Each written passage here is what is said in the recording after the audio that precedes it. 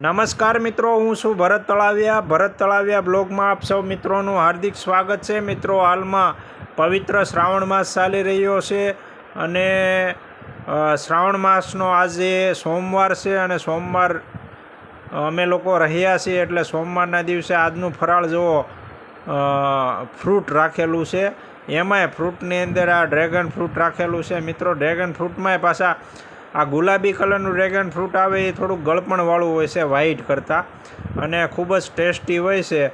અને મિત્રો, આ ફ્રૂટ છે એ સ્પેશિયલ ફરાળ માટે ગામડેથી મગાવેલ છે, બરાબર। આપણે સૌરાષ્ટ્રનું ફ્રૂટ છે અને ગામડેથી મગાવેલું છે અને ખૂબ જ સ્વાદિષ્ટ છે અને ખૂબ સારું છે અને ગળ્યું છે અને ટેસ્ટી છે। સોમવારે આપણે દહીંવડા કર્યા હતા, ફરાળી દહીંવડા, અને મિત્રો આ સોમવારે આપણે તમે જોઈ શકો છો ફ્રૂટનું ફરાળ કરવામાં આવી રહ્યું છે। તો સૌ મિત્રો આ ફરાળ કરવા માટે આવી જાઓ।